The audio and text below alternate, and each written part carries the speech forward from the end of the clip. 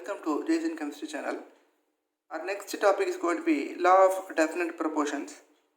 This law was proposed by Joseph Proust, and we are going to read the statement now. The statement is: a pure compound always consists of the same elements combined together in fixed proportions by weight, irrespective of the source. So, what is the meaning of this statement? My aim is to prepare a compound. Say, for example, I want to prepare cupric oxide. To prepare this cupric oxide, I choose two different methods. The first method is I am going to heat copper carbonate and I am going to get cupric oxide. The second method is I am going to take copper sulfate and I am going to heat it and produce cupric oxide. So what is my aim in both these methods? My aim in both these methods is to prepare cupric oxide. So my method of preparation is different. So that is the word given here, irrespective of the source, which means whatever may be the method of preparation, copper and oxygen always combine in the same fixed ratio, which means they combine in the ratio 63.5:16. So if I take method 1 or method 2, whatever method I take, copper and oxygen will always combine in the ratio 63.5:16. That is what I am going to prove now. So I am going to take two different samples in two different dishes. I am going to heat them and I am going to get cupric oxide. Now I am going to take sample 1 cupric oxide here and sample 2 cupric oxide here. I am going to place it in an ignition tube. I am going to pass hydrogen gas.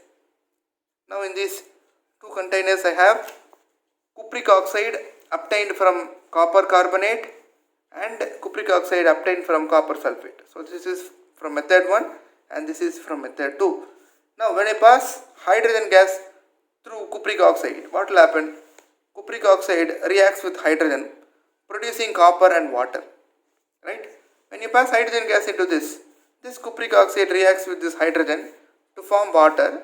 So water comes out as water vapor and in this copper remains here. Right? Now what I am going to do is I am going to measure the weight of cupric oxide in both the cases as well as copper obtained in both the cases, and my experiment is over now. I am going to take readings now. Now cupric oxide from sample 1, let it be W1 gram. Similarly, cupric oxide from sample 2, let it be W3 gram.